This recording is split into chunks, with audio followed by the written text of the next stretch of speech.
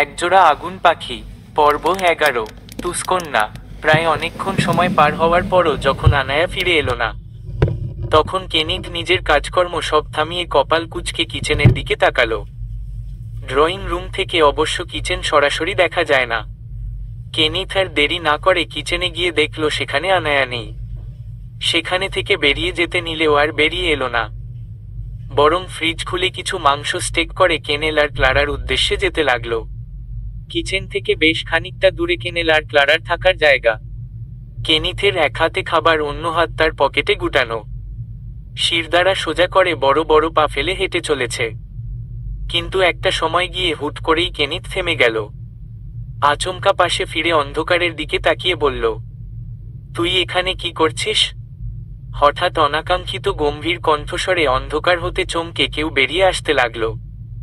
একটা সময় আনায়া ইতস্তত চেহারা নিয়ে কেনিথের সামনে এসে দাঁড়িয়ে মুচকি হেসে বলতে লাগলো, আমি তো একটু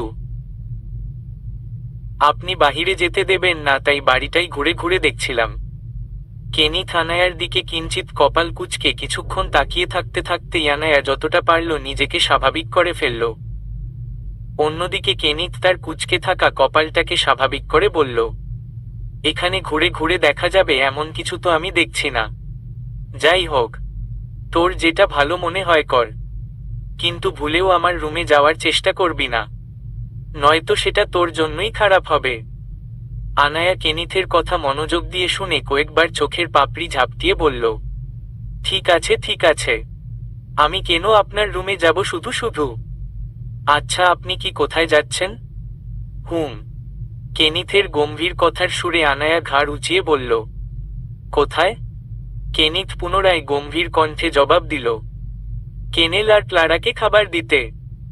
আনায়া খানিকটা মুখ ভেঙ্গিয়ে বলল, ওহ, আপনার ওই কুত। আচ্ছা, বাদ দিন, আমিও যাই আপনার সাথে। ইচ্ছে।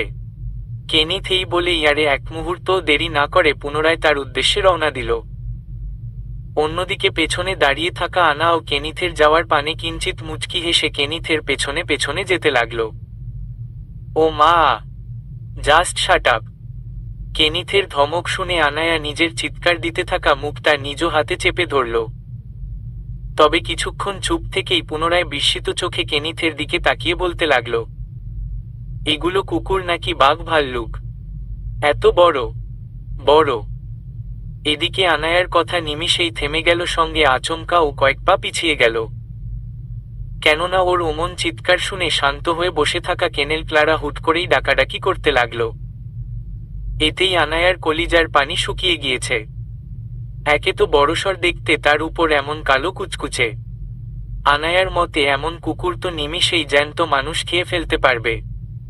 এদিকে কেনিথ আনায়ার কাজকর্মে কোনো পাত্তা না দিয়ে ক্লারা আর কেনেলের সামনে খাবার দিয়ে শান্ত হতে বলল।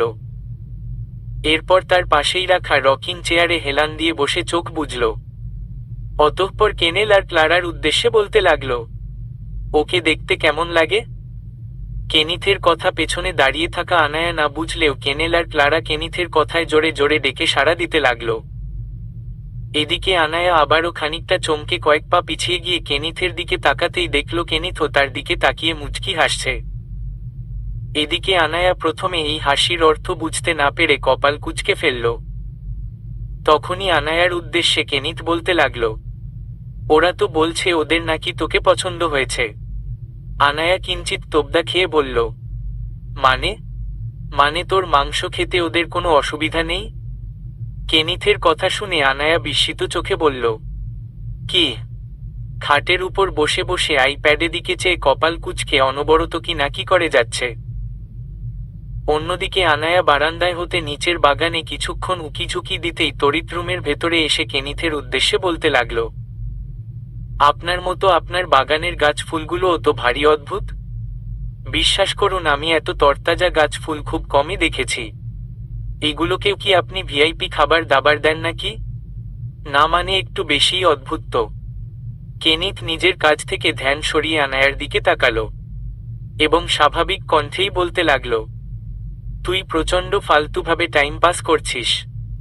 হোয়াট এভার, ভুল কিছু বলিসনি। আমার বাগানের দেখভালও ভিআইপি স্টাইলেই করি। আনায়া খানিকটা বিরক্ত হয়েই বলল, তা আমাকেও একটু বলেন, আমিও একটু শুনি। তোর শুনে কাজ নেই, ওসবের সাধ্য তো নেই। আসছে টাকার গরম দেখাতে। এখানে টাকা নয়, কলিজার পানি লাগবে, সঙ্গে হাড় হাড্ডির গুঁড়ো। মানে? আপাতত আর কোনো কিছুর মানে জেনে লাভ নেই। আমাকে এখন যেতে হবে, তবে যথাসময়ে ফিরে আসব। চুপচাপ রুমে বসে থাকবি না ঘুমাবি তা তোর ব্যাপার, কিন্তু টই করে যে লাফালাফি করতে না দেখি। আপনার তো নাকি দিনের আলো ভালো লাগে না। তবে এখন কোথায় যাচ্ছেন? কেনিত চলেই যাচ্ছিল, তবে আনায়ার কথার উত্তরে গম্ভীর কণ্ঠে বলল, সব কিছুর কৈফিয়ত আমি তোকে দিতে বাধ্য নই। যাক বাবা, আমি আবার। আনাকে আর কিছু বলার সুযোগ না দিয়েই কেনিত দ্রুত পায়ে রুম থেকে বেরিয়ে পড়ল। এদিকে প্রথমে আনায়া খানিকটা ইনোসেন্ট হওয়ার ভাব নিলেও মুহূর্তেই কিঞ্চিত বাঁকা মুচকি হাসল। চারপাশে শুনশান নীরবতা। বিকেল পেরিয়ে সন্ধ্যা হতে চলেছে। আনায়া বিছানায় বসে সঠিক সময়ের অপেক্ষা করতে করতে কখন যে ঘুমিয়ে পড়েছিল তা সে নিজেও জানে না। আচমকা ঘুম থেকে জেগে উঠে বিস্মিত হয়ে নিজের উপর গালাগালি করতে লাগল। তবে বেশি সময় নষ্ট না করে একবার বাহিরে গিয়ে পরিস্থিতি দেখে নেওয়া উচিত। আদৌ কেনিত এসেছে কিনা তাও তো আনায়ার জানা নেই। আনায়া চুপচাপ রুম থেকে বেরিয়ে পড়ল। এরপর সোজা নিচে এসে প্রথমে স্বাভাবিক কণ্ঠেই ডাকতে লাগল, আপনি কি আছেন? এসে পড়েছেন আপনি? নাকি এখনো আসেননি? ভিকে আপনি আশেপাশে থাকলে প্লিজ একটু সাড়া দিন। এটা বলেই কিছুক্ষণ চুপ থাকার পর আনায়া খানিকটা মুচকি হেসে বলল, তার মানে আপনি কোথাও নেই তাই তো? এবার আনায়া কিঞ্চিত বাঁকা হেসে বিড়বিড় করে বলতে লাগল, সো মাম্মা, এবার কাজে লেগে পড়। যা হওয়ার হবে, কিন্তু আমি হাল ছাড়ব না। এই বলেই আনায়া আশেপাশে আরেকটু খুঁজেও যখন কোথাও কেনিথের দেখা পেল না, তখন দ্রুত পায়ে সিঁড়ি বেয়ে প্রথমে দোতলায় পৌঁছে গেল। উদ্দেশ্য তার প্রথমে কেনিথের রুমটাকে চেক করা। সে মনে প্রাণে বিশ্বাসী যে এখানে এমন কোনো রহস্যের সন্ধান মিলবে যা পুরো গেমকেই চেঞ্জ করে ফেলতে পারে। আনায়া দরজা খুলতে গিয়ে দেখে দরজা বন্ধ করা। এবার সে কিছু একটা খুঁজতে লাগল। মুহূর্তেই সে তার কাঙ্ক্ষিত জিনিসটি খুঁজেও পেল। তা দেখে মুচকি হেসে এবার নিজের গলা থেকে স্টার শেপের সে লকেটটা খুলে ফেলল, এবং তা কালচে দরজার মাঝে ছোট একটা স্টার শেপের আকৃতিতে প্রবেশ করাতেই মুহূর্তেই দরজার লকটা খুলে গেল। তবে আনায়া এতে মোটেও বিস্মিত হল না, বরং মুচকি হেসে চেইনটা পুনরায় গলায় পরে নিল। তার বিস্মিত না হওয়াও অবশ্য কারণও রয়েছে, কারণ এমন ঘটনার সাক্ষী সে এর আগেও একবার হয়েছে। অনেকক্ষণ অপেক্ষার পরও যখন আনায়া ফিরে এলো না এবং কেনিথ আনাকে খুঁজতে কিচেনের দিকে গিয়েছিল, সেই সময়টাতে আনায়া মূলত ভিন্ন কিছুর সন্ধান পেয়েছিল। কিচেন থেকে খানিকটা দূরে একদম ফাঁকা জায়গা, খানিকটা অন্ধকারে একটা পেইন্টিং আনায়ার নজরে পড়ে। কেনিথের বাড়িতে সব পেইন্টিংগুলো খুবই উদ্ভট হলেও এবার চেনা পরিচিত সাধারণ একটা গোল্ডেন স্টারের ছবি দেখে আনায়া খানিকটা খুশি হয়েছিল। সেটাকে আরেকটু পর্যবেক্ষণ করতে গিয়েই আনায়া খেয়াল করে বাড়ির অন্য সকল জায়গার চেয়ে এই জায়গাটা অনেকটাই পরিত্যক্তের মতো। মনে হচ্ছে ঠিকঠাকভাবে জায়গাটা পরিচর্যাও হয় না, তবে হলেও সেটা খুব কম। আনায়ার এমনটা মনে হওয়ার কারণ হলো আশেপাশে সহ বড় ফ্রেমে বাঁধানো ছবিটাতেও অনেকটা ধুলাবালি জমে গিয়েছে। এর কারণটা অবশ্য আনায়া ঠিক বুঝতে পারল না, তবে আনায়া ছবিটার দিকে খেয়াল করে দেখল এই ছবিটা মোটেও স্বাভাবিক নয়। আনায়ার আচমকা নিজের লকেটের কথা মনে পড়তেই চমকে উঠল। তার অদ্ভুত স্টার শেপের লকেট আর ছবিটা তো একই রকম দেখতে, একদম হুবহু কালার ডিজাইন সব এক। এটা কি সম্ভব? মুহূর্তেই মাথাটা পুরো ঘুরে গেল। এদিকে সে কেনিথের পূর্বপরিচিত, অন্যদিকে আবার এই সাধারণ লকেটটাও কেমন রহস্যময় হয়ে উঠল।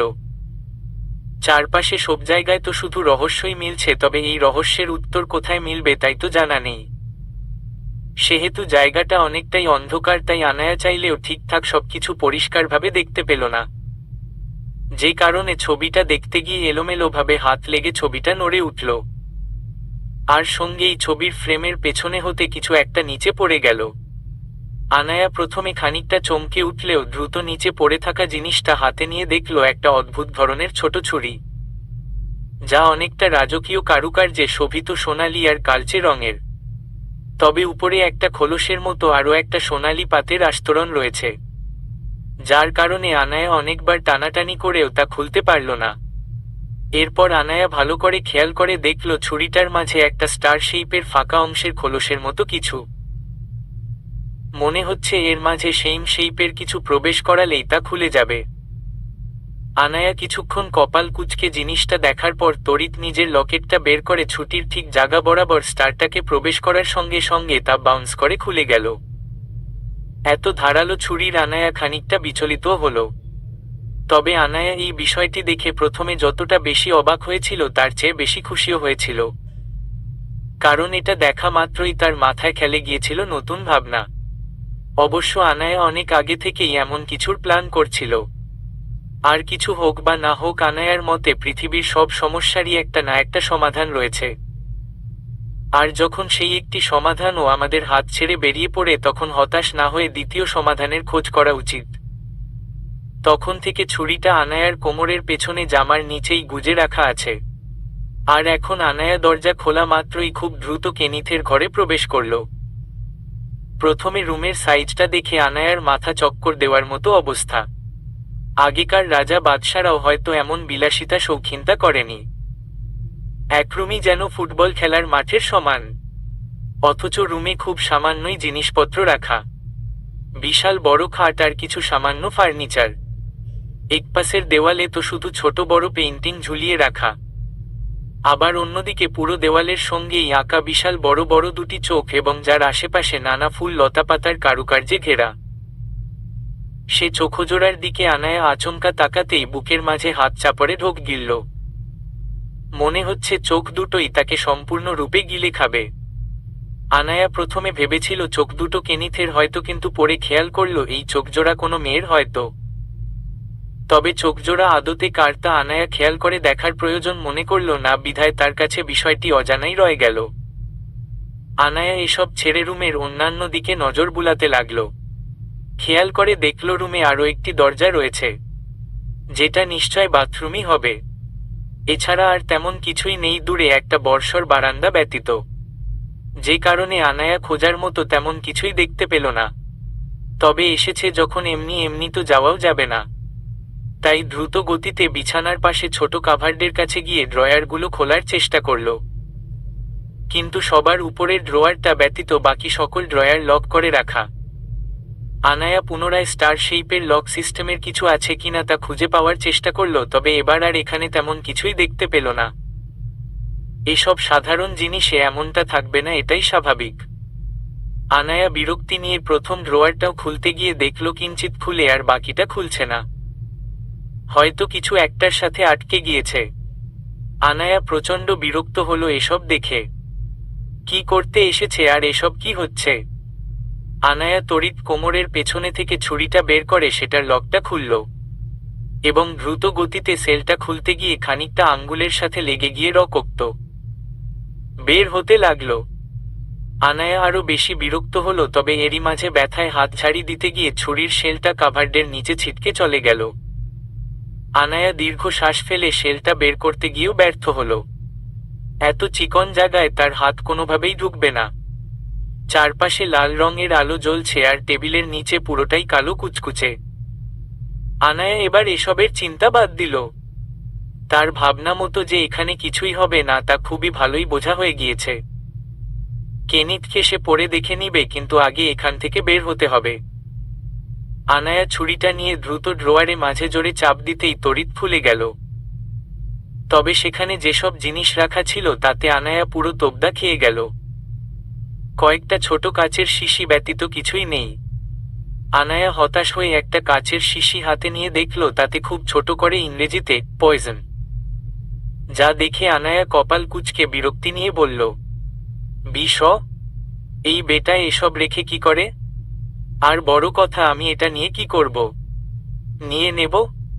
যদি এখান থেকে বের হওয়ার প্ল্যান কাজে না আসে তবে এটা বেটাকে খাইয়ে উপরে পাঠিয়ে দেব।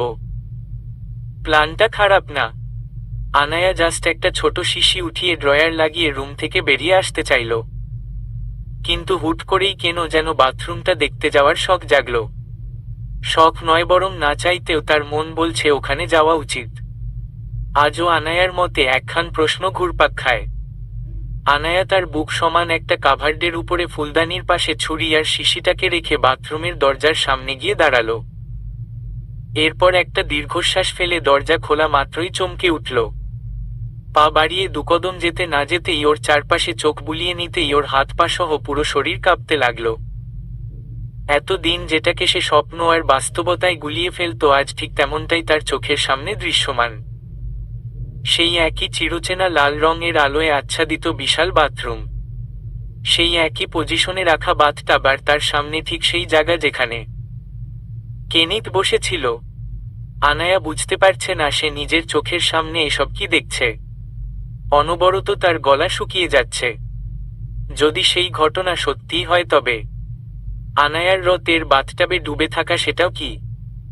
আনায়া জানে না তার চোখ মুখ দিয়ে অনবরত ঘাম ছুটছে। না চাইতেও এখন মনের মাঝে কেনিতকে নিয়ে ভয় ঢুকছে।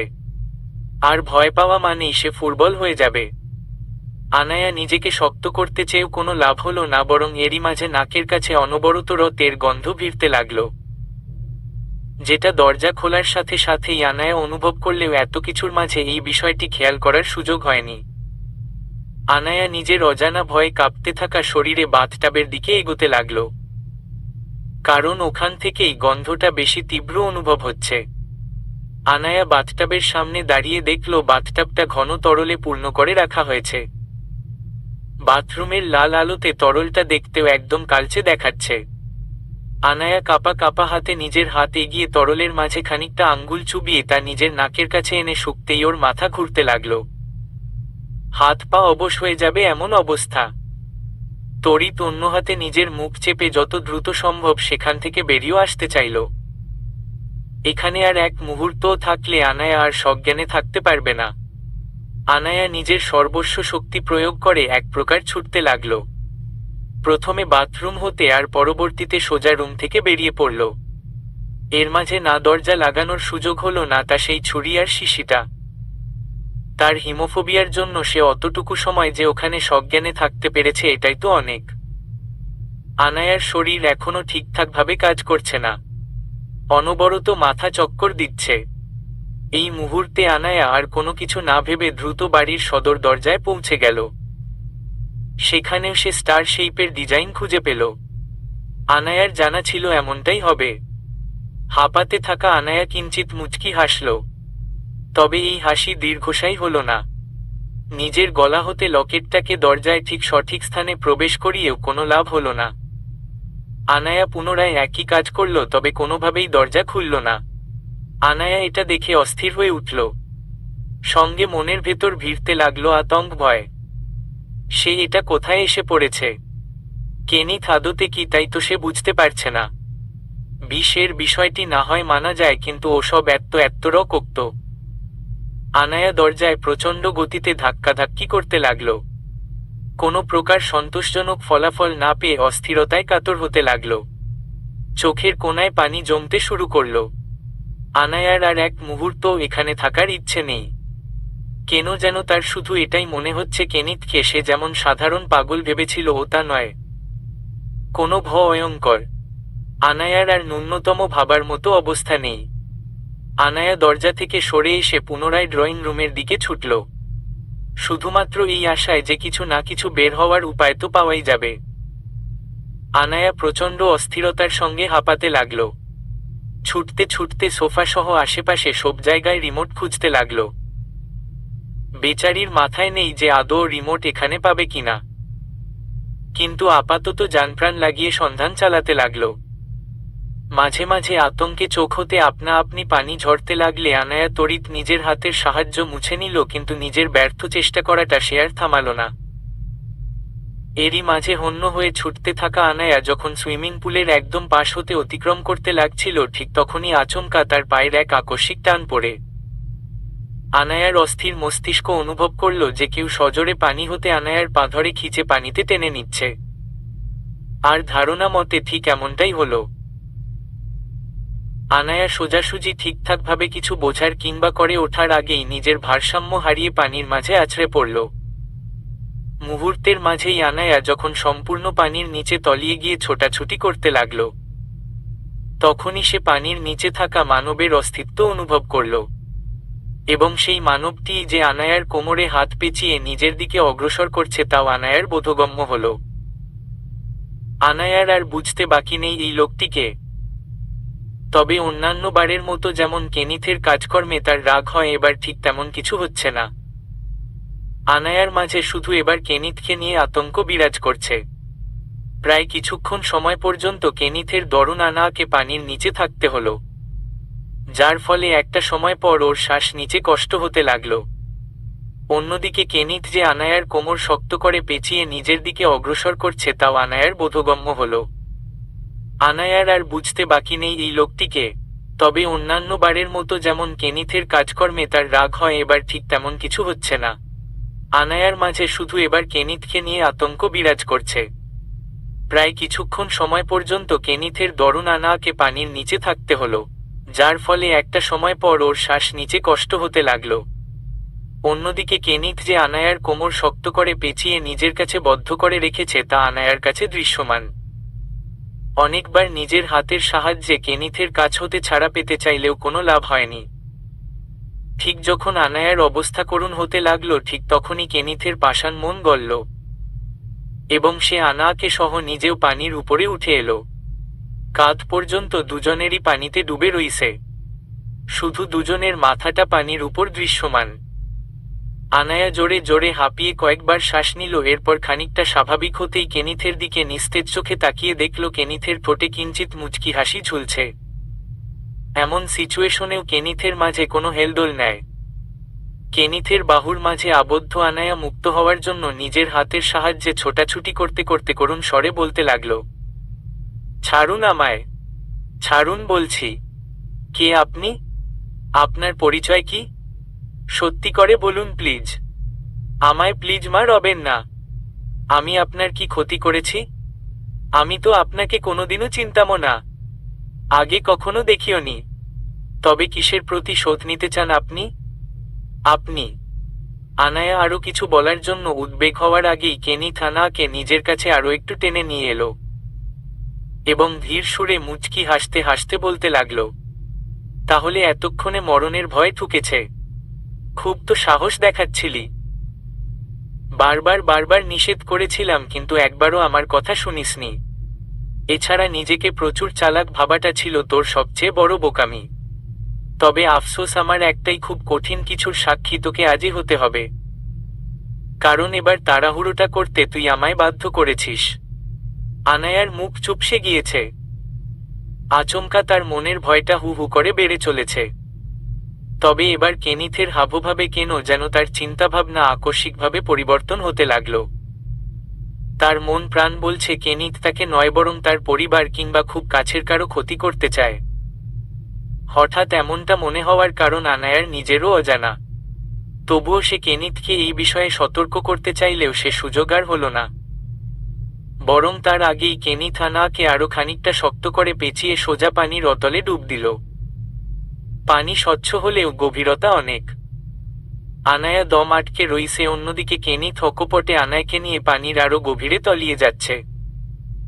একটা সময় পর আনায়ার চোখ ঝাপসা হলো, সঙ্গে তার দমও ফুরিয়ে আসতে লাগল। ঠিক সেই মুহূর্তেই কেনিথ আনায়াকে নিয়ে সুইমিং পুলের একপাশের দেওয়ালের মাঝে গোল আকৃতির বড় গর্ত দিয়ে অন্য পাশে প্রবেশ করল। আনায়া নিজের করুণ অবস্থায় ঠিকভাবে কিছু করতে না পারলেও এমন অদ্ভুত জিনিস দেখে আনায়া প্রচণ্ড বিস্মিত হল। তবে তার দম আচমকা ফুরিয়ে যাওয়ার ফলে অনেক বেশি পানি খেয়ে শ্বাস আটকে ফেলল। এমন একটা সিচুয়েশন তৈরি হয়েছে যে আনায়া সামান্য ছটফটও করতে পারছে। অতঃপর একগাদা পানি নাক মুখ দিয়ে প্রবেশ করার পর কেনিথ আনায়াকে নিয়ে নিজের বাড়ির সেই সিক্রেট অংশে প্রবেশ করল। কিন্তু চারপাশটায় ঠিকঠাকভাবে চোখ বুলিয়ে নেওয়ার আগেই আনায়া সম্পূর্ণ সেন্সলেস হয়ে পড়ল। তারা তারা ঠিক কতক্ষণ পর আনায়ার জ্ঞান ফিরল তা আনায়ার জানা নেই। মাথাটা প্রচণ্ড ভার হয়ে আছে। মাথার ভিজা চুলগুলো বিধ্বস্তভাবে এলোমেলো।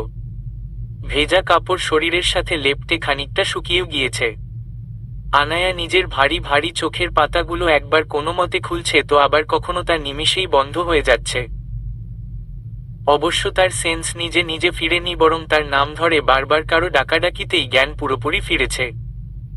আনায়া নিজের নিস্তেজ চোখের পাতা দুটো ধীরে ধীরে খুলতে লাগলো। শরীরটাও এত বেশি নিস্তেজ থেকেছে যে তা বলার বাহিরে। আনায়া কোনো মতে চারপাশটা তাকিয়ে দেখার চেষ্টা করল।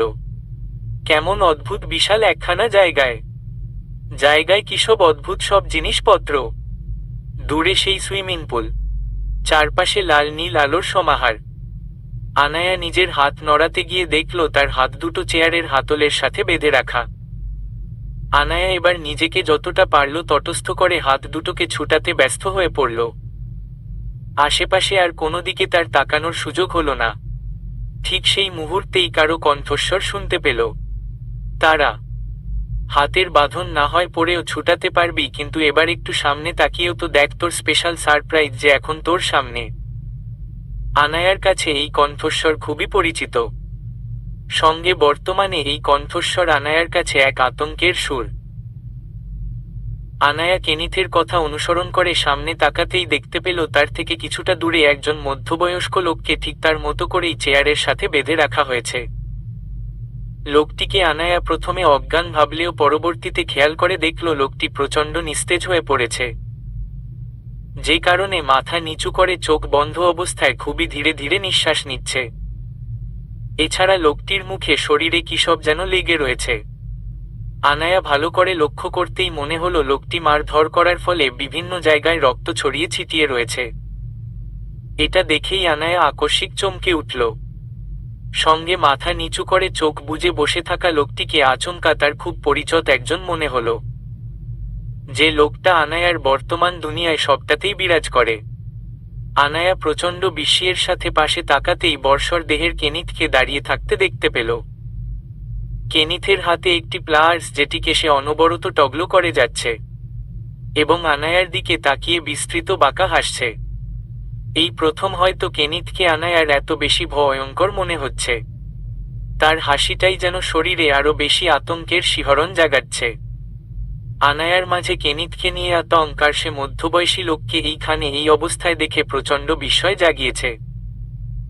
আর আনায়ার এই বিস্ময় কাটার আগেই কেনিথ আচমকা মাথা নিচু করে ঝিমিয়ে থাকা লোকটির মাথার চুলের মুঠি শক্ত করে ধরে তার মাথাটাকে সোজা করল। আর ঠিক মুহূর্তেই আনায়ার সামনে লোকটির বিধ্বস্ত রক্তাক্ত চেহারাটা স্পষ্ট হল।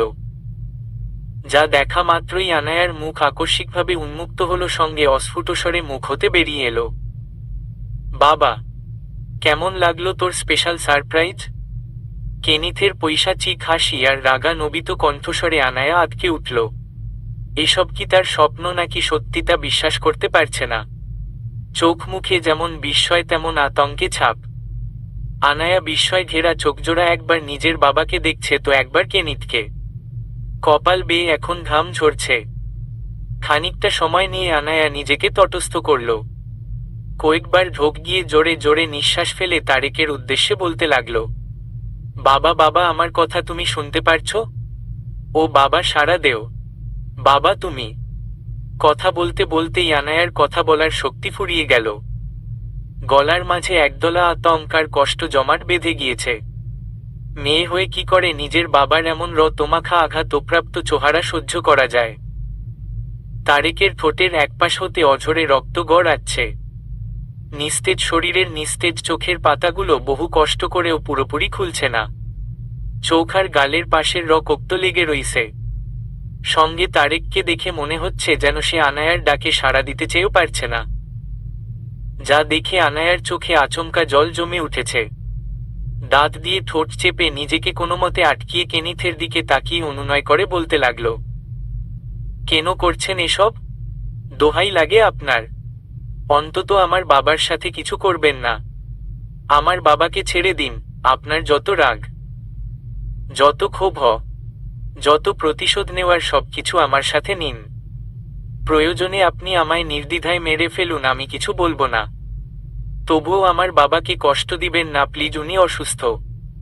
শেষের কথাটুকু আনায়া ক্রন্দনরত সুরে খানিকটা চিৎকার করে বলল।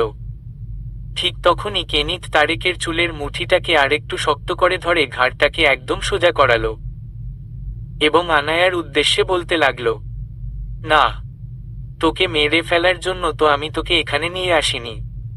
তুই মর, অলে সব কাহিনী শেষ। যে কষ্টটা আমি পেয়েছি সেটা তুই কি করে পাবি? আর নিজের বাপের জন্য এত ন্যাকা কান্নার কোনো প্রয়োজন নেই। এসব তোর বাপের প্রাপ্য।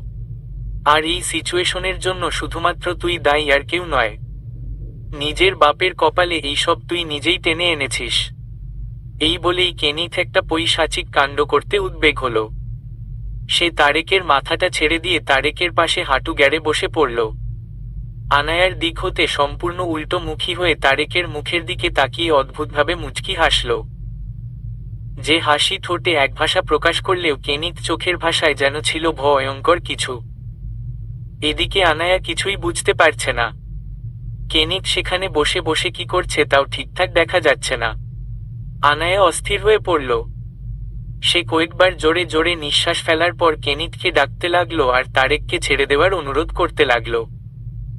আর কেনিথ শুধু আনায়ার কথা শুনে কিছুটা সাইড হলো, যাতে আনায়া তার বাবা আর কেনিথ উভয়কে ঠিকঠাক দেখতে পারে। কেনিথের হাবভাব আনায়া ঠিক বুঝতে পারছে না। ও কি করতে চাইছে তাও তার মস্তিষ্কের আন্দাজের বাহিরে। এরই মাঝে কেনিথ তারেকের ডান হাতের কনিষ্ঠা আঙুলটাকে এক হাতে ধরে অন্য হাতে থাকা ধারালো প্লাসটাকে আঙ্গুলের দিকে এগিয়ে নিয়ে যেতে লাগল। আনায়া কেনিথের কাজকর্ম দেখে স্তব্ধ হয়ে পড়ল। ও অস্থিরতায় বারবার ঢোক গিলছে, আর একবার নিজের বাবাকে তো একবার কেনিথকে বিস্ময়ের চোখে দেখছে। এদিকে তারেক মাথা খানিকটা কাত করে কাঁপতে কাঁপতে আতঙ্কিত চোখে নিজের আঙ্গুলের দিকে চেয়ে রইছে। যেহেতু তারেক পুরোপুরি সুস্থ নয়, সেহেতু এখনো সে শারীরিকভাবে পুরোপুরি সক্ষম নয়, সঙ্গে তার বাকশক্তিও স্পষ্ট নয়। যে কারণে তার সাথে খুব খারাপ কিছু হলেও স্পষ্ট সুরে চিৎকার করা ছাড়া তার করার মতো আর কিছুই নেই। কি করতে চাইছেন আপনি? আমার বাবার সাথে কিছু করবেন না প্লিজ। আনায়া নিজের হাত পা বাঁধা বাঁধন থেকে মুক্তি পাওয়ার জন্য জোরে জোরে নড়াচড়া করতে করতে কথাটা কেনিথের উদ্দেশ্য ক্রন্দনরত সুরে অনুনয় করে বলল। কিন্তু এতে কেনিথের কোনো হেলদোল হলো না। বরং কেনিথ আনায়ার কথা শুনে ওর দিকে তাকিয়ে কিঞ্চিত হাসল। অতঃপর পুনরায় নিজের মুখ ঘুরিয়ে নিয়ে তারেকের আতঙ্কিত চোখের দিকে তাকিয়ে থাকতে থাকতেই তারেকের আঙুলটাকে প্লার্সের মাঝে স্থাপিত করল। এটা দেখা মাত্রই আনায়ার চোখ থেকে আকস্মিকভাবে পানি ঝরলে লাগলো এবং সে কেনিথের দিকে বিস্মিত চোখে চেয়ে বলতে লাগলো, না না না, এমন কিছু করবেন। আনায়ার কথাটুকু আর সম্পূর্ণ হলো না, বরং তার আগেই কেনিথ নিজের সর্বোচ্চ শক্তি প্রয়োগ করে প্লার্সে জোরে চাপ দিতেই তারেকের তাজা রক্তযুক্ত কাটা কনিষ্ঠ আঙুলটা সরাসরি ফ্লোরে ছিটকে পড়ল। বাবা! এটা দেখা মাত্রই আনায়া আকস্মিকতায় জোরে চিৎকার করেই স্তব্ধ হয়ে পড়ল। তার পুরো শরীর অনবরত কাঁপছে। বিস্ময় ঘেরা চোখ জোড়া হতে অনবরত পানি ঝরলে। নিজের বিস্মিত চেহারার উন্মুক্ত মুখটাও আর বন্ধ হচ্ছে না। আর না সেখান হতে একটা শব্দ বের হওয়ার মতো শক্তি রয়েছে তার। অন্যদিকে চোখের সামনে নিজের হাতের আঙুলটাকে ছিটকে পড়াটা তারেকের নজর হতেও এড়িয়ে গেল না। ঘটনাটা এত দ্রুত ঘটায় তারেক প্রথমে আনায়ার মতো বিস্ময়ের চোখে এমন কাণ্ড হতে দেখলেও মুহূর্তেই যখন তার মস্তিষ্ক সক্রিয় হয়ে উঠল, তখন সে প্রচণ্ড ব্যথায় ছটফট করতে লাগল। সঙ্গে তার অস্পষ্ট ভাষায় চিৎকার করতে থাকল। কিন্তু এত কিছুতে কেনিথের মনে কোনো আলাদা অনুভূতি তৈরি হলো না। তার যেন তারেক আর আনায়ার এই কষ্ট দেখেই শান্তি হচ্ছে। কিন্তু এই সামান্য শান্তিতে তো কেনিথের মন ভরবে না। সে এই পৈশাচিক শান্তি আরো বেশি উপভোগ করতে চায়। যে কারণে সে শুধু একটা আঙ্গুল কেটেই থামল না, বরং একে একে ডান হাতের আরো 4টি আঙ্গুল নিরদ্বিধায় কেটে ফেল। দ্বিতীয়বার একই কাজ করার পর আনায়া আবারও নিজের বাবার জন্যে ছটফট করে কেঁদে ভাসালেও নিজের বাবার এমন করুণ অবস্থা নিজ চোখে দেখার মতো মানসিক কিংবা শারীরিক শক্তি আর জোগাল না। আনায়া ধীরে ধীরে নিস্তেজ হয়ে পড়ল তারেকের ওমন ছটফটানি আর বিভৎস হৃদয় বিদারক চিৎকারে। যে কারণে আনায়া একটা সময় তীব্র কষ্টে ছটফট করতে করতেই নিজের বাবার হৃদয় বিদায়ক করুণ পরিণতিকে নিজের চোখে ভাসমান স্মৃতি বানিয়ে জ্ঞান হারাল। আনায়া চেয়ারের মাঝে চোখ বুজে অজ্ঞান হয়ে ঢুলে পড়তেই তারেক নিজের সকল ব্যথা উপেক্ষা করে আনায়ার দিকে ইশারা করে মুখ নাড়িয়ে অস্পষ্টভাবে কি যেন সব বলতে লাগল। সঙ্গে নিজের কাটা হাত নাড়িয়ে আনায়ার দিকে তাকিয়ে উত্তেজিত হতে লাগল। জীবনে যে যতই অপকর্ম করুক না কেন, একজন বাবা নিজের শেষ সময়ও নিজের আগে সন্তানের কথা ভাবতে বাধ্য। আর যেমনটা তারেকের সাথে হচ্ছে।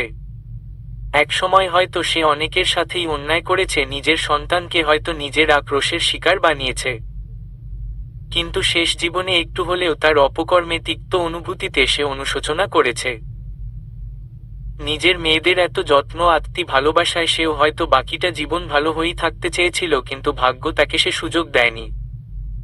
যত যাই হোক, যার যার কর্মফল একদিন সবাই ভোগ করবে। হয়তো সেটা পরকাল, কিংবা ভাগ্য বেশি খারাপ হলে তা দুনিয়াতেই ভোগ করতে হয়। আর হয়তো তারেকের ভাগ্য একটু বেশিই খারাপ ছিল, বিধায় এখন তার কর্মফল বিভৎসভাবে দুনিয়াতেই ভোগ করতে হবে। আজ অবশ্য তারেকের সেই স্বপ্নের কথা মনে হচ্ছে। অনেক আগে থেকেই আনায়াকে নিয়ে সে অদ্ভুত সব স্বপ্ন দেখত, যার ফলে সে বাস্তবের আনায়া আর তার স্বপ্নের আনায়াকে গুলিয়ে ফেলত। সব সময় তার স্বপ্নের মূল গল্পই ছিল আনায়ার হাতে তার ধ্বংস।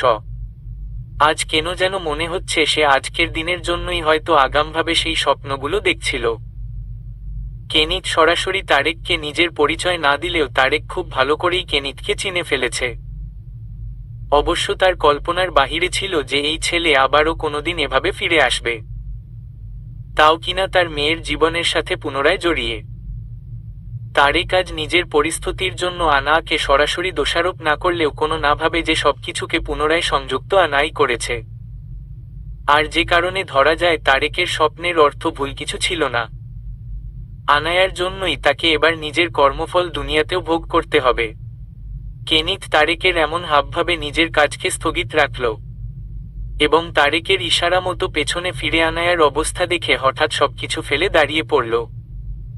আনায়ার দিকে এগিয়ে গিয়ে ওর হাত পায়ের বাঁধনগুলো খুলে দিল, এবং খুব দ্রুত নিস্তেজ শরীরের আনায়াকে পাঁচকোলে তুলে নিয়ে আনায়ার বিধ্বস্ত অচেতন মুখের দিকে তাকিয়ে মুচকি হেসে বিড়বিড়য় বলল, আমি তো তোকে পুরো পিকচারটা লাইভ দেখাতে চেয়েছিলাম, কিন্তু তুই তো জাস্ট ট্রেইলারই সহ্য করতে পারলি না। ইটস ওকে, আমি না হয় তোর জন্য পুরো পিকচার ভিডিও করে রেখে দেব, এরপর না হয় দুজনে মিলে একসাথে দেখব। ওকে বেবস। ভি ভা ন। আনায়াকে নিয়ে কেনিত সেখান থেকে প্রস্থান করার পথেই আচমকা তারেকের অস্ফুটস্বরে বলা ডাকটা শুনেই আচমকা ওর পাজোড়া থেমে গেল, এবং সে আনায়াকে নিয়ে পুনরায় পেছনে ঘুরে তারেকের দিকে চেয়ে মুচকি হাসল। তারেককে দেখে মনে হচ্ছে ও প্রচণ্ড কষ্ট নিয়ে কেনিথের দিকে নিজের চোখজোড়া খুলে তাকিয়ে রইছে, যেন ওকে কিছু বলতে চায়। হঠাৎ তারেকের কথা শুনেই কেনিত যথেষ্ট অবাক হয়েছে, তবে সে তা তাচ্ছিল্যের সাথে মুচকি হেসে তার দিকে এগিয়ে যেতে লাগল। আর খুব দ্রুতই কেনিত আনায়াকে নিয়ে তারেকের সামনে উপস্থিত হয়ে তার উদ্দেশ্যে বলতে লাগল, বা শেষ সময়ে মুখে বুলি ফুটেছে দেখি। আবার আমাকে দেখি ভুলিসনি, ঠিকই চিনতে পেরেছিস। বাট সরি, এখন আর তোর বাঁচার কোনো অপশন নেই। তুই যেটা করেছিস তার ফল আজ তুই পাবি। হোয়াট এভার কি বলতে চাস সেটা বল। মার মেয়ে, একে ভু লেও কিছু করো না। এসবে ওর নো দোষ নেই। আজ এত বছর পর অস্ফুটস্বরে এতটুকু বলেই তারেক হাঁপিয়ে গেল।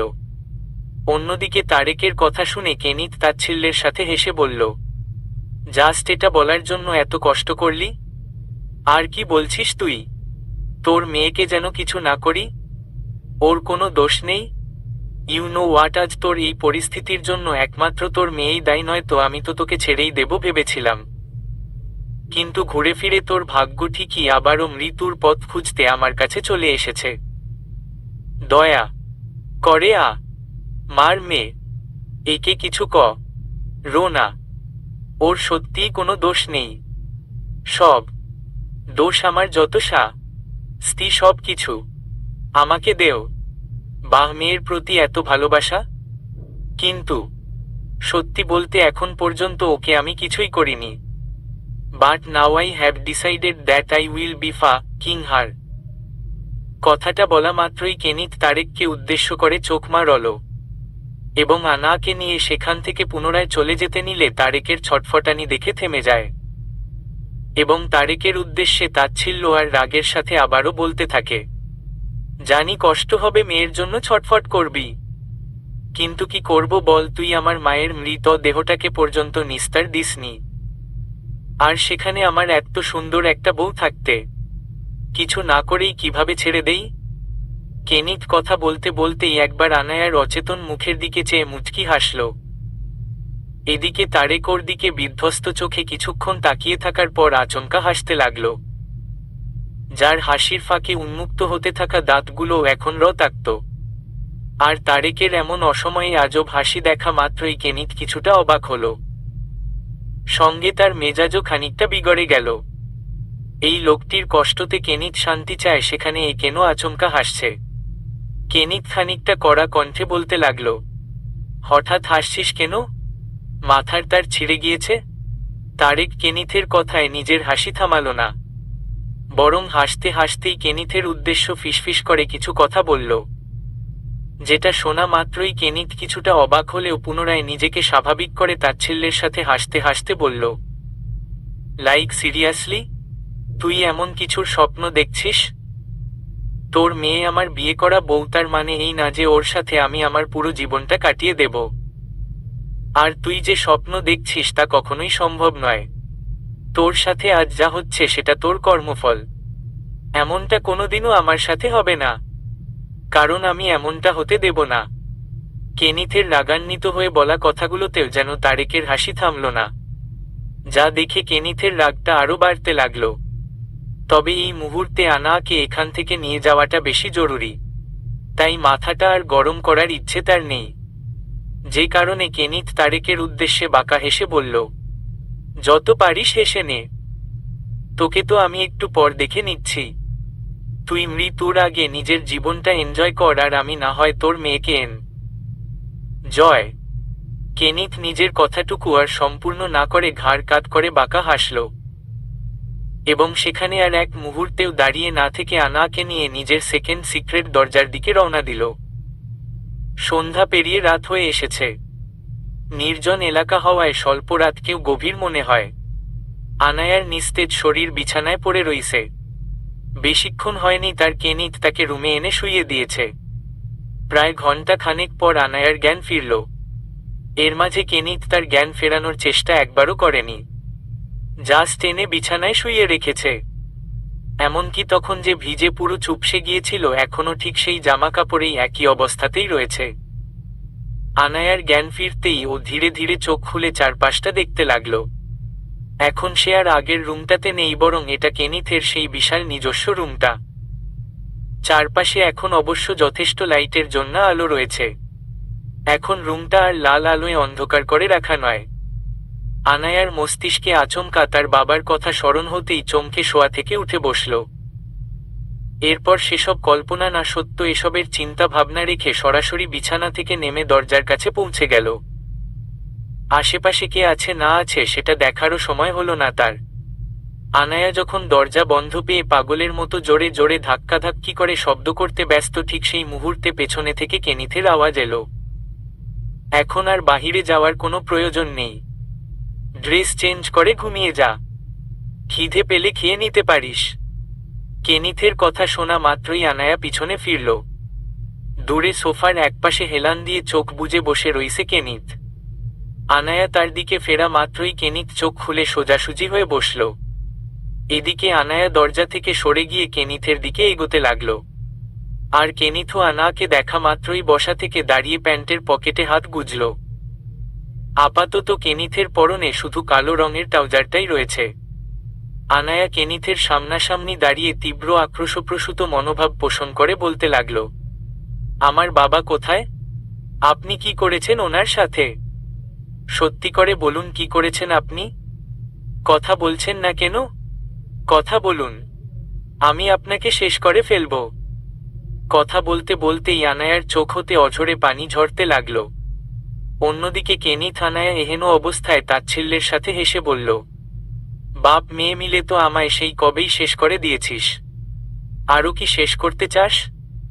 আনায়া কেনিথের কথাকে অগ্রাহ্য করে দাঁত খিঁচে বলল, কি চাই আপনার? এবার তো বলুন, কোন পাপ করেছিলাম দেখে আজ এসব করছেন আপনি? আমাদের সাথে আপনার কিসের সম্পর্ক? এক প্রশ্ন করতে করতে হাঁপিয়ে গিয়েছি আমি, এবার তো কিছু বলুন। আনায়া ক্রন্দনরত অবস্থায় চিৎকার করে কথা বলে থামল। অন্যদিকে কেনিথ স্বাভাবিক চাহনিতে আনাকে দেখছে। মুহূর্তেই কিঞ্চিত দীর্ঘশ্বাস ফেলে কেনিথ আনায়ার দিকে এগোতে লাগল। হঠাৎ কেনিথকে এভাবে অগ্রসর হতে দেখে আনায়া কয়েক পা পিছিয়ে ভীতিগ্রস্ত হলো ঠিকই, তবে কণ্ঠে যথেষ্ট তেজ রেখে বলতে লাগল, এদিকে আসছেন কেন? দূরে থাকুন আমার থেকে। তবে আনায়ার কোনো কথা কেনিথ শুনল না। সে যথারীতি আনায়ার দিকে নিস্তব্ধ চাহিনি নিয়ে অগ্রসর হচ্ছে। অন্যদিকে আনায়া কিঞ্চিত কয়েকবার ঢোক গিলে পেছনে যেতে যেতেই আচমকা কিছুর সাথে ধাক্কা খেয়ে থেমে গেল। আনায়া বুঝতে পারল সে পেছাতে পেছাতে দেওয়ালের সাথে লেগে গিয়েছে। আনায়া দ্রুত গতিতে সেখান থেকে সরে আসতে নিলে তার সম্ভব হলো না, বরং তার আগেই আচমকা কেনিথ তার মুখোমুখি এসে হাত দুটো খপ করে ধরে ফেলল। আনায়া বিস্ময় আর রাগের সাথে কেনিথকে কিছু বলার আগেই কেনিথ তার হাত দুটো দেওয়ালের সাথে লাগিয়ে আনায়ার মাথার কাছে উঁচু করে চেপে ধরল। আনায়া এদিকে কেনিথের বন্ধন থেকে মুক্তি পেতে অস্থির হয়ে পা ছোটাছুটি করতে চাইলে কেনিথ নিজের পায়ের সাহায্যে আনায়ার পা দুটো আটকে ফেলল। আনায়া এখন পুরো মূর্তির মতো দেওয়ালের সাথে লেপ্টে রইছে। এদিকে আবার কেনিথ যতটা পারল আনায়ার সম্পূর্ণ কাছে ঘেঁষে দাঁড়ালো। শুধু এতেই থামল না, বরং ধীরে ধীরে নিজের মুখটা আনায়ার মুখের কাছে অগ্রসর করতে লাগল। এটা দেখা মাত্রই আনায়া নিজের মাথাটা ঘুরিয়ে দেওয়ালের দিকে একপাশ করে আকস্মিকভাবে হু হু করে কেঁদে ফেলল। প্লিজ ছেড়ে দিন আমায়। আনায়ার অনুনয় কিংবা কান্না কোনো কিছুতেই কেনিথ মোটেও থামল না। সে যথারীতি আনায়া যে পাশে মুখ ফিরিয়ে রইছে ঠিক তার বিপরীত পাশে উন্মুক্ত গলায় নিজের মুখ ডুবাল। আচমকা গরম নিঃশ্বাস গলায় পড়তেই আনায়ার সমগ্র শরীরে শিহরিত হল। তবে তা কেনিথের প্রতি প্রচণ্ড বিদ্বেষ আর তীব্র ঘৃণা সহিত অনুভূতি নিয়ে। কিছুক্ষণ একইভাবে থাকার পর কেনিথ আনায়ার গলায় সম্পূর্ণভাবে নিজের মুখ গুজে রাখা অবস্থাতেই আনায়ার উদ্দেশ্যে শিহরণ জাগানো কণ্ঠে বলতে লাগল, আজ যদি সম্পূর্ণ রূপে তোকে চাই তবে হবি আমার। কেনিথের কথার উদ্দেশ্য আনায়া প্রথমে ঠিকঠাক বুঝল না, তবে আপাতত তার চোখ হতে অঝরে পানি ঝাড়তে থাকা কান্না থামিয়েছে। এদিকে কেনিথ আনায়ার থেকে কোনো উত্তর না পেয়ে আনায়ার গলা হতে মুখ তুলল। এদিকে আনাও এবার ঘুরিয়ে রাখা মুখটা সোজাসুজি করে ফেলেছে। আর এতেই কেনিথ এবার আনায়ার মুখের দিকে নিজের মুখ এগোল। আনায়ার পলকহীন বিধ্বস্ত চোখের দিকে কেনিথের প্রগাঢ় অভিলাষী চোখের চাহনি, যে চাহনিতে হাজার কথার সংমিশ্রণ ঘটলেও সামান্য কিছু বোঝার সাধ্য কারো নেই। একে অপরের নিঃশ্বাস প্রতিনিয়ত একে অন্যের উপর আছড়ে পড়ছে। দূরত্বটাও ছিল খুব ক্ষীণ, তবে কেনিথ সেই দূরত্বটাকে আরেকটু কমিয়ে দিতে আচমকা নিজের ঘোরলাগা দৃষ্টি নিয়ে আনায়ার মুখের দিকে অগ্রসর হল। কেনিথ কি করতে চাইছে তা ঠিকই আনায়ার বোধগম্য হল, যে কারণে কেনিথ ইচ্ছে অপূর্ণ রাখতে আনায়া এক অদ্ভুত কাণ্ড ঘটিয়ে ফেলল, যার মুখ্য উদ্দেশ্য অবশ্য কেনিথের কাছ থেকে ছাড়া পাওয়াটাই ছিল। কেনিথের সব প্রত্যাশায় পানি ঢেলে আনায়া আচমকা নিজে থেকেই কেনিথের গলায় নিজের ঠোঁট ছোঁয়াল। তবে এই ঠোঁট স্পর্শ করানোয় না ছিল কোনো ভালোবাসা আর না ছিল কোনো প্রণয়াকাঙ্ক্ষা, শুধু বরাবরের মতো কেনিথের প্রতি তীব্র বিদ্বেষ আর রাগ ক্ষোভ। আনায়া শুধু ঠোঁট ছোঁয়ায়নি, বরং নিজের সর্বোচ্চ শক্তি প্রয়োগ করে কেনিথের গলার একটা অংশ জোরে কামড়ে ধরেছে, যেন সেই অংশটুকু তার কামড়ে ছিঁড়েই ফেলবে। এদিকে কেনিথ এতে বিন্দুমাত্র নড়চড় করল না। যেভাবে শক্ত হাতে আনায়ার হাত ধরে রেখে তার খুব কাছে ছিল ঠিক সেভাবেই রইল। শুধু আনায়ার ক্ষোভ যখন খুব বেশি তীব্র হলো ঠিক তখনই কিঞ্চিত চোখ মুখ কুঁচকে দাঁত খিঁচে ফেলল, তবে মুহূর্তেই নিজেকে পুরোপুরি সামলে নিল। এদিকে আনায়া থামল না যতক্ষণ পর্যন্ত আনায়ার কামড়ে দেওয়া অংশ হতে রক্ত না গড়ল। যখনই আনায়া বুঝতে পারল রক্ত বের হতে শুরু করেছে ঠিক তখনই আনায়া নিজেকে শান্ত করে কেনিথকে ছেড়ে দিল। আর কেনিথের গলার সেই অংশ যেন আনায়া নিজের দাঁত দিয়ে যেন খুঁড়ে ফেলেছে। নরম মাংসে ডাবিয়ে দেওয়া দাঁতের চিহ্নগুলো স্পষ্ট, সেখান হতে অনবরত গলগল করে রক্ত গড়াচ্ছে, যা দেখে আনায়া কেনিথের দিকে সরাসরি দৃঢ় দৃষ্টি ফেলে শান্তিতে কিঞ্চিত বাঁকা হাসল। যত যাই হয়ে যাক, এই কাজ করে যেন নিজেকে সে কিছুটা হলেও সান্ত্বনা দিতে পারছে। এদিকে আনাকে এভাবে হাসতে দেখে কেনিথও কিঞ্চিত মুচকি হেসে আনায়া এক হাত ছেড়ে দিল এবং নিজের হাত দিয়ে গলায় স্পর্শ করতেই একগাদা রক্ত হাতের লেগে গেল। যা কেনিথ নিজের একবার নিজ চোখে দেখে নিয়ে আনায়ার দিকে তাকিয়ে তাচ্ছিল্যের সাথে হেসে বলতে লাগল, কি করতে চাইলে যে কামড়ের কোক্ত বের করে দিতে হয় তা জানা ছিল না। ওকে নেক্সট টাইম না হয় আমি কামড়ে দেব আর তুই না হয় কি করবি। কেনিথের এহেন কথা শুনে আনায়া মুখ চুপসে গেল। কেনিথ আবার সত্যি সত্যি না হয় এমন কিছু করে তার সাথে। এরই মাঝে কেনিথ আনায়ার অবস্থা দেখে হাসল। চিন্তা করিস না, এখন আর কামড়ি করার মুড নেই। কেনিথের এই কথায় আনায়া স্বস্তির ঢোক গিলল। তবে কেনিথের কাছ থেকে সরে আসতে চাইলে কেনিথ আটকে ফেলল। আপাতত আনায়ার বাম হাত কেনিথ এখনো দেওয়ালের সাথে আটকে রেখেছে আর আনায়ার ডান হাতটা উন্মুক্ত। তবে কেনিথ নিজের ডান হাতটা আনায়ার কোমরের পাশে রেখে আনায়াকে আটকে রেখেছে। এদিকে অবশ্য আনায়ার ডান পাশেই দেওয়ালের সাথে একটা বুক সমান কাভার্ড, যেখানেই ফুলদানির পাশে আনায়া ছুরি আর শিশিটা রেখে গিয়েছিল। হঠাৎ এটা মনে হতেই আনায়া খেয়াল করে দেখল ছুরিটা ফুলদানির পেছনেই রয়েছে। এটা দেখামাত্র আনায়া আর বিন্দুমাত্র সময় নষ্ট করল না নিজের পরবর্তী পদক্ষেপ নিতে। আচমকা নিজের সর্বস্ব শক্তি প্রয়োগ করে কেনিথের উন্মুক্ত বুকে জোরে নিজের ডান হাতটা দিয়ে ধাক্কা দিল। এদিকে কেনিথও খানিকটা অসাবধানতার জন্য আনাকে ছেড়ে কিছুটা দূরে সরে গেল, আর আনাও খুব দ্রুত গতিতে ডান হাতটা কাভার্ডের উপর হাতিয়ে ছুরিটা শক্ত করে হাতে তুলে নিল। অসাবধানতার জন্য অবশ্য ফুলদানিটা নিচে পড়ে গেল, সঙ্গে সেই বিষের শিশিটাও হয়তো কাভার্ডের আশেপাশে কোনো চিপায় পড়ে গিয়েছে। আনায়া শক্ত হাতে ছুরি ধরে কেনিথের দিকে তাক করে শাসিয়ে বলতে লাগল, আর একবারও আমার কাছে আসবেন না, নয়তো এবার আমার চেয়ে খারাপ কেউ হবে না। আমি কিন্তু আপনাকে আঘাত করতে একটুও ভাবব না।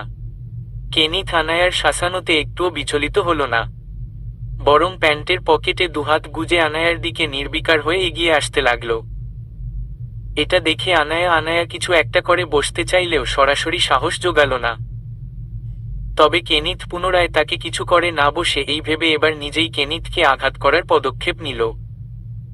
কেনিথ কিছু বুঝে ওঠার আগেই আনায়া আচমকা নিজের হাতের ছুরিটা দিয়ে কেনিথের উন্মুক্ত বাহুতে আঘাত করল। মুহূর্তেই কেনিথের ফর্সা মাসেলস পূর্ণ বাহু হতে ফিনকি দিয়ে রক্ত গড়াতে লাগল, যা সম্পূর্ণ হাত বেয়ে টপ টপ করে ফ্লোরে পড়তে লাগল। ধারালোর ছুরি আঘাত এতটাই বেশি ছিল যে শরীরের মাংস অনেকটা গভীর হয়েই কেটে গিয়েছে। কেনিথ নিজের সাথে এমন কিছুটা হওয়াতেও একটুও বিচলিত হল না। একই ভাবমূর্তি নিয়ে কিছুক্ষণ আনায়ার দিকে তাকিয়ে থাকার পর পুনরায় আনায়ার দিকে এগোতে নিল। আনায়া এবারও আগে পিছে কিছু বা ভেবে পুনরায় কেনিথের অন্য হাতে একইভাবে আঘাত করে বসল। এবারও সেই গভীর ক্ষত আর ফিনকি দিয়ে ওটা রক্তের ছড়াছড়ি। তবে এবারও কেনিথের সেই একই ভাবমূর্তি। এত আঘাতের পরও যেন তার কোনো আঘাতই লাগেনি, সবকিছু যেন স্বাভাবিক। তবে এবার কেনিথ আনায়ার দিকে এগিয়ে যেতে নিলে আনায়া খানিকটা বিচলিত হল। কেনিথের এমন ভাবমূর্তি তার পছন্দ হচ্ছে না। যখন তখন কিছু একটা করে ফেলতে পারে কেনিথ। সে যে সাহস দেখাতে গিয়ে দুঃসাহস দেখিয়ে ফেলেছে তা তো মিথ্যা নয়। আনায়া ঘাবড়ে গিয়ে কেনিথকে ছুরি দেখিয়ে পুনরায় কিছুটা ভয় দেখানোর চেষ্টা করল।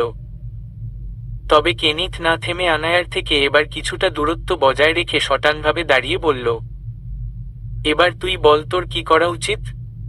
কেনিথের এহেন শান্তস্বরের কথা শুনে আনায়া ঘাবড়াল। এবার কিছুটা মনে ভয়ও জাগছে। তবে আনায়াকে আরেকটু ঘাবড়ে দিয়ে কেনিথ বলতে লাগল, খুব শীঘ্রই আমার তোকে চাই, একদম সম্পূর্ণ নিজের করে। সে সময়ের জন্য তৈরি থাকিস।